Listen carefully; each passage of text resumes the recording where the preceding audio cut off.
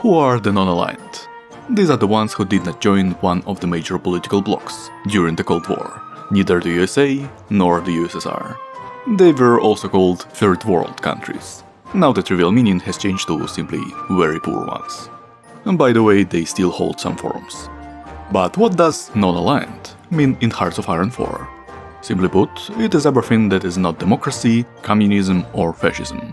Here we have, to put it mildly, imperfect republics of Latin America, with elections and be grateful for that, and Chinese warlord cliques.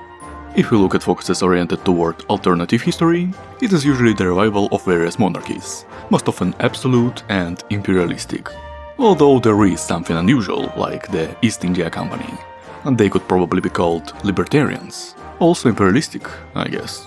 Here is how it approximately looks on a classic political compass. Non-aligned covers half of the entire space. So, what if the whole world becomes non-aligned?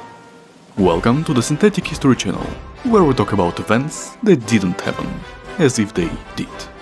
And today I will tell you a story about how all countries that can change their ideology to non-aligned, as a result of completing focuses, will do so, and what will happen to the world in such a case. World of imperialist of non-aligned in Hearts of Iron 4. The story began in 1936, the year of the start of a period of rather strange turbulence in the world, which I would call the time of return, because regimes that no one would have imagined a year earlier began to reappear all over the world. But everything in its turn. It all started with a coup by young officers in Japan, dissatisfied with corruption and the growth of unrealistic militaristic sentiments in the top leadership of the country. They restored the shogunate, though stated that they intended to soon return power to the emperor. A few days later, another officers' coup occurred, this time in Germany, which was only half successful, causing a civil war to break out. The advantage was on the side of the rebel coalition of military, monarchists and democrats, who occupied the more industrially developed West. But it was not overwhelming, and therefore only after half a year of intense fighting, at least those battles seemed intense then, were they able to reach Berlin, and having won, declared the creation of a transitional government, and even a month later held the Olympic Games in the still burning city. Well, at least it wasn't so chilly, thanks to the fire. Already in November, the transitional government handed over power to the former Kaiser, Wilhelm II. During this time, several important events occurred. In Poland, they decided to remember that during the creation of the current iteration of their country in 1816, they were actually supposed to become a monarchy, and they chose a king for themselves, some Saxon. In Austria, they also decided to return the monarch. Otto von Habsburg, the son of the last emperor of Austria-Hungary, was chosen for this role. Speaking of Hungary, they also finally decided to find a king for the region without a fleet, Miklos Horthy. And since Otto was already busy in Austria, they made Horthy's son, István, the king, as two countries cannot have one ruler, after all. I conducted a small test, and this is indeed true, but not entirely. If Otto becomes the ruler of Austria, then the focus for Hungary closes. If Otto becomes the king of Hungary, then some guy from the high nobility takes the throne instead. And if both focuses are completed simultaneously, then Otto goes to Austria, and in Hungary, Miklos Horthy becomes a substitute for Otto. The Habsburg route remains open, and you can even force Austria to change its ruler from Otto to some other Habsburg, which is a good idea for a schizo video. Anyway, something even more schizo happened in India. They revived the East India Company there, and handed them a substantial chunk of the West Coast. And this was against the backdrop of rising nationalist sentiments. And the British government decided that those who exploited the Indians the most would be able to bring order there. Well, it is not surprising that with such level of competence, their government collapsed after a few months, and a month later all the dominions split off from them. To safeguard their independence from future encroachments by the metropole, they formed the Commonwealth of Nations alliance. At the time, a civil war broke out in Greece, because the king wanted absolute power, while the Democrats wanted to preserve the constitution. Meanwhile, a civil war began in Chile. Local fascists began to fight against the Democrats. Taking advantage of the commotion, the natives of Easter Island, Rapa Nui, began an uprising, 6,000 people lived on it then. They were not ashamed to call themselves a kingdom, and they chose some baby as king. Well, there's only one way to react to this. In Brazil, against the backdrop of the growing popularity of monarchies in the world and the weighing of representatives of the former royal house of Brazil, they also began to think about the return of the empire, which happened 2 years later. And we moved to 1937, which began with the civil war in Spain. Democrats and socialists clashed in a fight with nationalists and monarchists. Here we are again in Chile, where the Democrats were replaced by the Mapuche, who carried out a coup and proclaimed some guy who looks like an ordinary European as the king of Araucania. Where did they get such a comically large crown? Is he trying to compensate for something? I doubt we'll ever find out. With the active support of Germany, they were able to defeat the local fascists within a year. A civil war also began in Iran. Democrats rebelled against the Shah because he also wanted absolute power. Not that he didn't have it like that before. Despite the apparent advantage of the Republicans in terms of the size of controlled territories, the monarchists won very quickly, because there was simply no one to defend the Republic. In Mexico, some general rebelled in response to the government's centralization actions. Here the central government won, although the war dragged on for a year. Civil war in Afghanistan. Monarchists against Islamist monarchists. People just want to fight. A reason will always be found. The latter won. A civil war also began in the USSR. Russian monarchists raised their heads, followed by a number of separatist republics, among which the Hivan Jadidist Republic stood out. The joke is that you already understand what the joke is. Because of this, the communists ended up losing after a year of fighting. An excellent result for such a huge country. In the United Kingdom, they finally decided to create the functioning government that organized around the then king, Edward VIII, who married a commoner with 2 living ex-husbands. An outrageous decision even by today's standards, to which the extremely loyal government naturally agreed. A military coup occurred in Paraguay. I have nothing more to add. In Spain, taking advantage of the still ongoing civil war, the anarchists of Catalonia raised an uprising in the Republican camp. The ideas of anarchism were very popular, judging by the fact that the uprising turned out to be so successful that only a few large cities remained loyal to the Republicans, and even those were quickly surrounded and captured. A split also happened in the opposite camp, where the monarchists broke away from the nationalists. This allowed the anarchists to maintain and increase the advantage that the Republicans had. Against the backdrop of the growing trend of authoritarian regimes in the USA, the bastion of democracy in the world, the then president stated that they did not intend to just watch and wait for only dictatorships to remain in the world, and proclaimed the start of an interventionist policy. Spoiler, in 20 years, they will do almost nothing of substance. Towards the end of the year, the first non-civil war in the chronology of this story began. Monarchist Austria attacked monarchist Hungary to unite the lands of the former empire. The advantage, however, was not with the attackers, and after Czechia, which also became a monarchy as a result of a referendum, attacked Austria in early 1938, they had no chance in a two-front war. Austria suffered the fate of being partitioned among those they had ruled for centuries. The partition was a bit strange, to be honest. Hungary, influenced by its success, even declared war on the Soviet Union. Well, the lack of common borders only helped them. The Philippines began a war for independence against the USA. The latter could not get the Philippines back, but they took it out on Cuba, which the former had pulled into their Hispanic coalition, which they joined along with Argentina. Actually, this is what I meant by almost nothing. Manchuria also started a war for independence against Japan, declaring the revival of the Qin Empire. They didn't have the advantage of several thousand kilometers of ocean, though, so the Japanese suppressed this uprising quite quickly. In France, against the backdrop of the instability of the political situation, a constitutional coup occurred, and Napoleon Bonaparte, the sixth of his name, came to power. The anarchists in Spain won over both the nationalists and the monarchists. Moreover, they went further and attacked Portugal, having previously organized a loyal anarchist cell there that raised an uprising, and they, as it were, supported the Portuguese striving for freedom from state oppression. The escaped monarchists found refuge in the most suitable heir to the old Spanish Empire, the Philippines, which had conveniently become independent. Thus they became a monarchy, and San Juan of the Spanish Bourbons became king. Moreover, they even invited the anarchists, now calling themselves Iberian, to their alliance, saying, "Why should we be enemies? We are all Hispanics here." And the latter, strangely enough, agreed, though they were in no hurry to enter the war against the USA. A civil war began in Turkey. Supporters of the return of the Ottoman Empire, mostly military, came out against the Kemalists, and in 3 months the former won. Iran added the word empire to its name. Technically it was an empire before that. The title Shahanshah translates as King of Kings, but they had to somehow justify the civil war. Afghanistan also received a rebranding.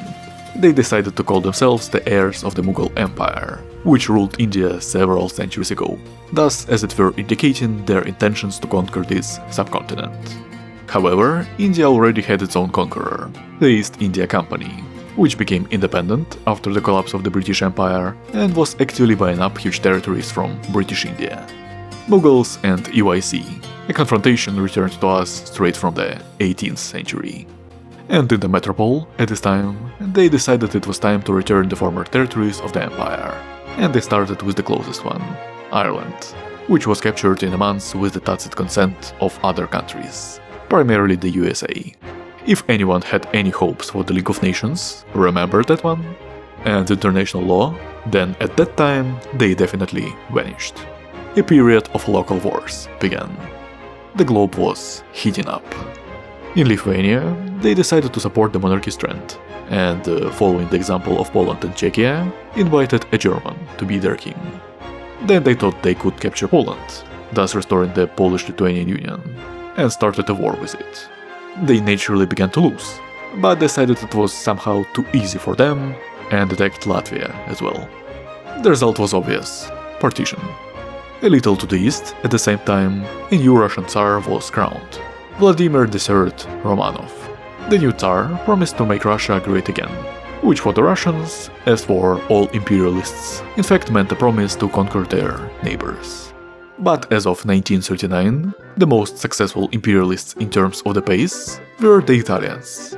Not without difficulty they conquered Ethiopia, without a fight they subjugated Albania and even Yugoslavia. Such cool achievements of Mussolini caused envy among other Italian fascists, and as a result of a coup, they overthrew the Duce and formed a collective governing body. It worked poorly, and they decided that without a leader at this rate they would likely kill each other, and they couldn't choose one, so it was better to give power back to the Italian king Victor Emmanuel III. In Greece, in the civil war that had been going on for 3 years, the Democrats won. Perhaps the spirit of ancient Greece helped them, because they are the only ones where the monarchists did not win. Not counting Spain, there was an unfair confrontation. We move to South America. In Brazil, the common people were not very happy with the return of the empire, and so to inspire them, they started a small victorious war against Bolivia for the border region of Santa Cruz. The war lasted about a year and generally brought the desired result. A month later, they significantly increased the scale and attacked Uruguay, for which its allies from the Hispanic coalition stood up. I will tell you more about this war later. Britain began to return its dominions, working according to a simple scheme. Through the efforts of monarchy sympathizers, an uprising is called, which is then supported by the metropole. This happened in Canada and South Africa, although in the former, the Commonwealth managed to create a parity of forces, which caused this civil war to drag on for years. The Hungarians were inspired by their victory over Austria and attacked their yesterday's allies. Slovakia was part of the former Hungarian kingdom, at the time an autonomous part of the Czech kingdom. But Romania stood up for Czechia, as it was seeking to expand its influence in the Balkans and their surroundings, and therefore in just months Hungary suffered a quick defeat. As a result, the Austrian lands were taken from them, as well as a piece of borderlands. Well, at least they preserved their independence. The king of Iraq, who by the time was able to persuade Britain to grant him control over Palestine and Jordan, intended to unite the Arabs under his rule, becoming a caliph, and therefore started a war against the Saudis. It was not possible to take them with a rush, and so the war in the mountainous desert dragged on for a long time. In another mountainous desert, Mexico, Catholic radicals came to power. They united with Venezuela in the Hispanic Alliance. Please do not confuse it with the Hispanic Coalition. They probably should have come up with a different name. Then the Mexicans began a campaign to conquer Central America, and they were doing quite well. They captured everything north of Nicaragua, but the latter had recently joined the Hispanic Coalition and the USA occupied them. So when Mexico started a war against Costa Rica, the former could do nothing. In Scandinavia, changes also took place. Local monarchs, supported by pro-monarchy parties, returned to real power quite peacefully, which then led to a rather unpeaceful war between Sweden and Denmark for dominance over the region, in which Norway first supported the former and then went over to the side of the latter, becoming their vassal. Whoever last completed the focus on Norway is right. Because of this, a parity of forces formed between the two sides, and this in turn led to the fact that over the years of war, the sides lost about a quarter of the population in the form of killed soldiers. The East India Company began a campaign to subjugate the Himalayas. First time I see someone attacking Bhutan. Okay, we still have neutral countries. And here we come to the largest war of those years. On March 22, 1940, the German Empire attacked the French Empire for Alsace-Lorraine. Sounds like something from 1871. Except that in 1871 there were no fortifications, worth 5 billion francs on the border, that could not be pierced head-on. Therefore, the Germans had to repeat the events of 1914 and invade Belgium and Luxembourg. They even declared war on Britain out of old habit, although this time the latter did not guarantee their safety. After half a year of not quite successful fighting, the Germans thought it was somewhat easy for them to fight on one front, and demanded territories from Poland that previously belonged to the Second Reich. They strangely enough agreed, but even this was not enough for the Germans, and a few months later they still attacked Poland. Yeah, now it's fine. Such a strange decision did not prevent them from occupying Belgium, largely thanks to the Netherlands, which joined their side when France declared war on them. On the Polish front, things were clearly going worse, but thanks to Romania, which joined Middle Europa, the balance of power was tipped in favor of Germany. Romania, by the way, started a new war against Hungary. They wanted to have Budapest so that it wouldn't be confused with Bucharest. Then Germany for some reason declared war on Liberia. No matter, there were still neutral countries in the world. Then Turkey, or rather the newly recreated Ottoman Empire, also entered the war on Germany's side. It attacked Greece, by the way. They decided to continue their World War I LARPing and rebranded Middle Europa into the Central Powers. France supported this idea and created an alliance with Russia, the Entente. As they say, if the First World War was so good, then why isn't there a First World War II? Here it is. However, Napoleon had the idea to slightly change the working formula in the sequel, and for a change he declared war on Great Britain. And the Germans decided not to fall behind in this championship of shooting themselves in the foot, and declared war on the Iberian anarchists. The latter for some reason continued to exist and had already recovered from the consequences of the Civil War, to everyone's surprise. In general, both sides had an approximate parity, but with a clear advantage for the Germans on the Western Front, who were rapidly advancing deep into France. On April 1st, they entered Paris and even held a small parade on the Champs-Élysées, recreating the parade of 1871, and this was not a prank. Soon, Czechoslovakia entered the Central Powers, seeing how the Germans were prevailing over the French. Well, close enough. Welcome back, Austro-Hungarian Empire. A week later, Bulgaria joined the alliance under pressure from Romania, and thus all the members of the gang were assembled. Squeezed from all sides, Hungary capitulated, giving up everything east of the Danube. Later, Czechia made a puppet out of Hungary. I even felt sorry for them. Another interesting thing was the death of King Edward from a German bombing. His brother George ascended the throne. Let's leave the war in Europe for now and consider what was happening in the Americas. Despite the initial success of the Brazilians in the war against the Hispanic coalition, after Chile joined the alliance with their experienced army trained on the German model, they began to suffer defeat after defeat. Nevertheless, Brazil was a huge country, and its occupation took years. no changes in the balance of power occurred, except that in 1942 Brazil joined the Mexican alliance. So I'll just say that Brazil capitulated in September 1943 and was almost completely annexed by Araucania. In the north remained a relatively small democratic Brazil without elections, and the former lands of Bolivia, in mockery, were left to the empire. Now let's move to the north, where Mexico completely lost fear or reason and attacked the USA.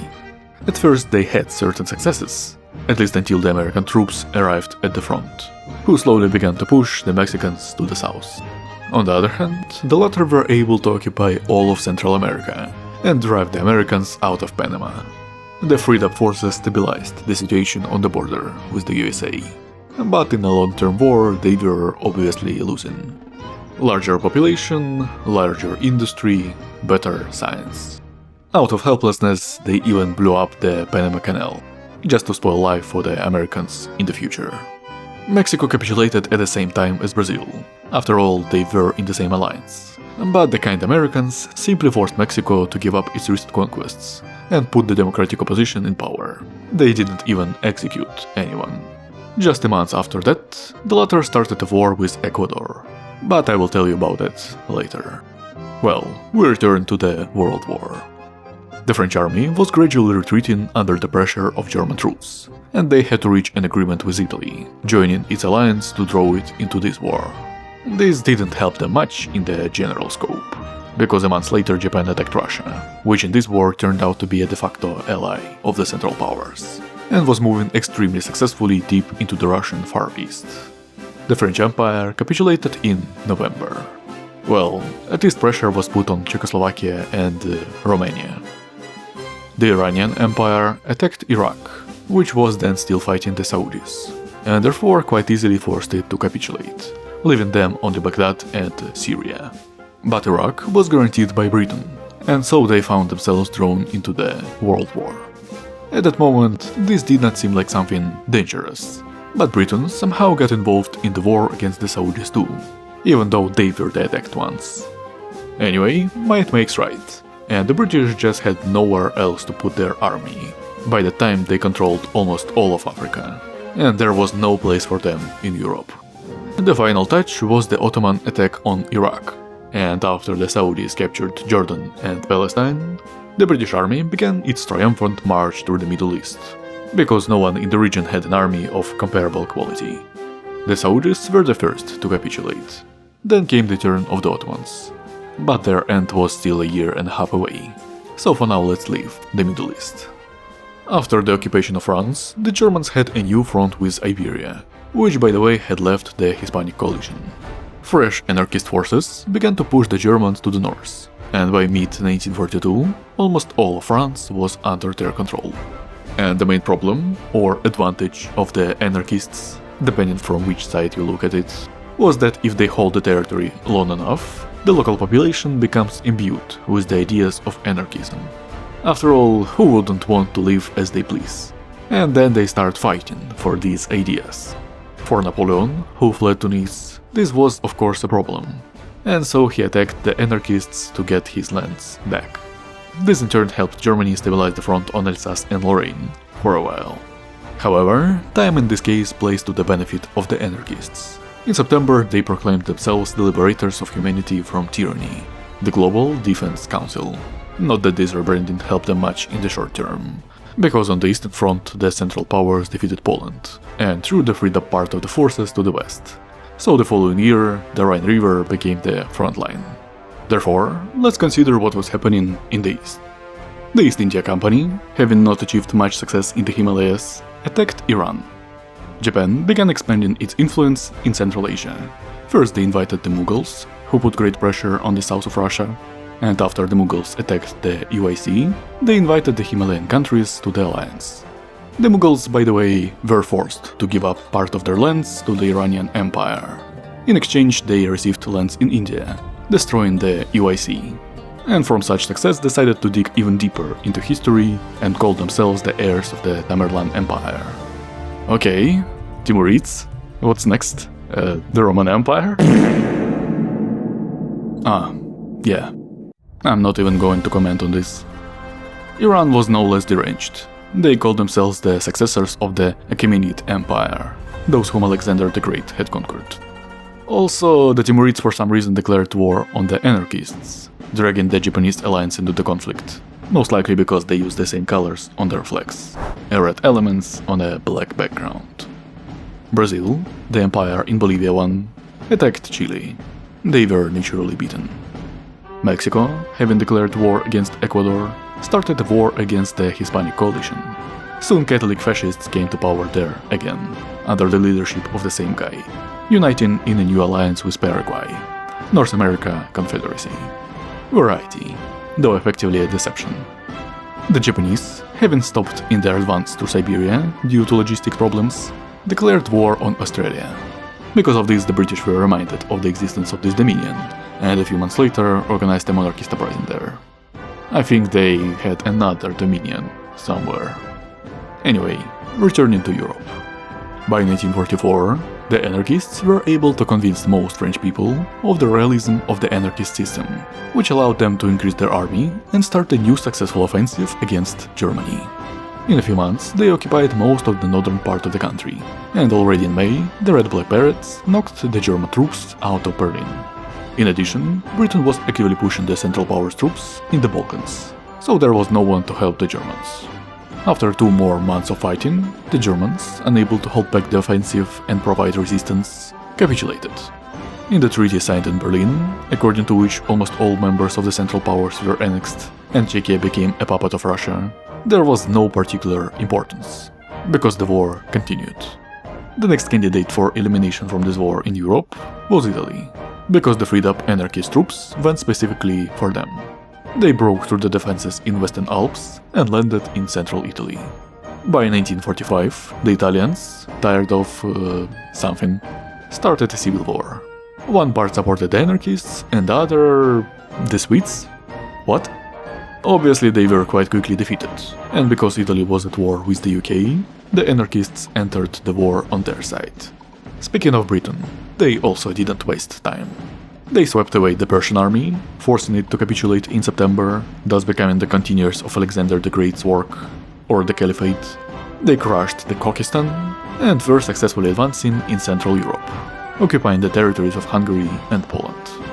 The reason for such successes lied in the uniqueness of the English army. They recruited people from occupied territories and colonies. More precisely, they were 6 times better at it than others. By 1945, half of their army consisted of non-British people. Russia, at this time, was busy digging its own grave by attacking the republics that broke away during the Civil War. Thanks to this, the Japanese were able to cross the Urals and even stood 300 kilometers from Moscow. In the Russian perception, this is like crossing the road. So they offered the Japanese peace, recognizing their sovereignty over Siberia and renouncing claims to the former Soviet republics. The latter agreed, to everyone's surprise. This prolonged the life of the Third Rome for years. Mexico attacked Haiti. Neutral countries were becoming fewer and fewer. Not wanting to have an aggressive regime on their borders again, the USA themselves declared war on them. Well, at least they did something on their own initiative. It took 10 months for the reoccupation, because then there were not enough people in America who wanted to fight, or who were forced to want to fight. A puppet government was installed in Mexico, and the USA immediately joined the Commonwealth of Nations, the only remaining democracies, entering the World War in 1946. They couldn't significantly influence it, though, as all sides of the war were stronger than the USA, because everyone knows, whoever fights longer has a stronger economy. That was sarcasm. They even lost Hawaii to Japan. The next few years in Europe passed in the form of gradual but significant advance of anarchist troops into the Balkans and Eastern Europe, because they controlled powerful European industry. Plus the Germans were also imbued with the ideas of anarchism. In the autumn of 1945, the Japanese and Ukrainians conducted a partially successful counteroffensive, but it could not change the long-term trend, as it was extremely difficult to supply troops with the Bosphorus controlled by the British. In November 1946, Ukraine capitulated. For the British themselves, matters took a turn for the worse at the end of 1946, when the Timurids attacked Britain's rear in India. They were forced to fight on 2 fronts, suffering defeats on both. They simply didn't have enough people. Well, at least they occupied most of Italy. In August 1947, the Timurids, who occupied almost all of India and Iran, attacked Russia. They were supported by Japan. It is believed that their plan was to weaken the anarchists so that they would mess around in Eastern Europe longer. Whether this is true or not, the anarchists indeed fought against Russia for quite a long time, and their human resources were being depleted. Only at the end of October 1947 were they able to reach Moscow and take it by storm. And there was no talk of full capitulation for about 2 more years, because the further north and east, the worse the logistics, and generally everything is worse. Nevertheless, they advanced, and in August 1949, the Third Rome fell, and there will be no force. In Asia, meanwhile, an equally large commotion was in full swing. In October 1947, the EYC declared war on Siam. Hang on, where did that come from? Didn't they surrender back in 1943? Okay, they were quickly swept away anyway when Siam joined the Japanese alliance. The war I meant started when the Timurids attacked Xinjiang in March 1948, drawing the Chinese alliance into the war. This is what happens when you are inactive in a world where the more you are in a state of war, the stronger you become. China's army was half the size of Japan's, its industrial capacity was a quarter, and it was surrounded. So after half a year of fighting and naval landings, they began to be pushed from the coast deep into the country. The Chinese even blew up the dams on the Yellow River in early 1949 to slow their advance. Only the Yellow River is the northern one of the 2 large Chinese rivers, and almost no offensive was conducted there then. Naturally, this didn't help them, as the main direction was the Yangtze. From 1950, the advance of Japanese troops slowed significantly, because western China consists of basins surrounded by mountains and crisscrossed by rivers and canals. Terrible terrain for an offensive. Nevertheless, when they finally broke through into the Sichuan Basin in 1952, after another half year of fighting, China surrendered to the mercy of the victors. A single transitional government was appointed in China under the leadership of a pro-Japanese general, Sun Jianyin. The anarchists, during the Japanese-Chinese War, tried to take advantage of the reduced concentration of Japanese alliance troops. They had some successes. They occupied Azerbaijan, took control of most of Central Asia, however, they could not ultimately defeat the enemy's troops. Then they faced a huge problem. They simply ran out of volunteers ready to fight for anarchism, because Europe was exhausted after years of war, and most passionate people had already died. That was about 40 million people. And forcing people to fight for anarchism is an oxymoron. And the Timurids had not only occupied, but ruled India. So they had a gazillion Indians who had not yet participated in the war and who were forced to fight. The Japanese in turn had East Asians. Therefore, as the Sino-Japanese War drew to a close, the freed-up forces began to press the anarchist army, which was rapidly crumbling, advancing further and further west. In 2 years of such an offensive, they completely occupied Europe. However, during the existence of the Global Defense Council, anarchism became deeply rooted in the minds of Europeans. This was especially noticeable in Ukraine, which, if you haven't forgotten, was an ally of Japan. And after its occupation by the anarchists, they formed a government in exile. But when they tried to return alongside the Japanese troops, the locals refused to take them back. Quite bluntly, I would say. And therefore the Japanese troops had to temporarily install an occupation administration there. Another half year was spent on the war with Sweden. Thailand got Stockholm. And thus the war in Eurasia ended, if you don't count the battles for the Suez Canal. And also Japan attacked Tuva, because there were kamis there. After Japan's victory, they continued to rule. According to approximate calculations, somewhere around 100 million soldiers died in total. And for all losses, this number can be multiplied by 3. But the war in the world was in no hurry to end at all. Britain controlled Africa, and both Americas were in a state of war with the Japanese because the latter attacked the Philippines. Rapa Nui, which all this time had remained independent under the rule of the Eternal Baby and even increased its population by 2,000 people, joined the Japanese alliance after this event. It was only then that Chile remembered that Easter Island existed and supposedly belonged to them, and a month later the island was occupied. But in fact, not all of America was against the Japanese. Back in 1947, the Second Brazilian Republic created an alliance with Azerbaijan. Anyway, so they entered the war against the anarchists. But 2 days later, they realized that an alliance with Azerbaijan was some kind of stupid decision. No offense towards Azerbaijanis. And joined the Japanese alliance. And 8 years later, Brazil became a bridgehead for the Japanese Timurid invasion of Americas. The Hispanic coalition by that time had already made peace with the USA, and together they prepared to repel the invasion of the New World. Filled in. Can I finish the story here? I can't comment on this. 20 divisions per province, 40 divisions, 100 divisions. That's about 1 million people. And all of them are fighting in South America, of all places. A jungle hellhole with no supply. Look, I fast-forwarded time to 1960. Oh, hello Truman. Haven't you overstayed in the Oval Office? And they are still fighting. I think there are only more of them now. And in Sinai they are also still fighting. And they will fight here until one of the sides uses up all of its manpower. And quite obviously it will be the Americans. They don't have a bazillion Chinese and Indians. They even somehow managed to lose twice as many people. But this will happen in about 10 years. Yet someone's making a video about just making it to that date. Plus I ran out of jokes. So, thanks to the patrons who support me. Here they are. You too can become a patron, and in addition to appearing in this list, within about 10 days after the release of this video, participate in a big survey on what I will make videos about in the next 6-7 months or so. Choose from a variety of themes and games, from King Arthur in CK3 to the God Emperor in Stellaris, or maybe Lizardman in Sons of Six. HoI isn't included because I don't want to make videos based on focuses. That's boring, and the average HoI4 content creator could cover them just as well as I could, and would spend a tenth of the time producing them. And I have no funny ideas.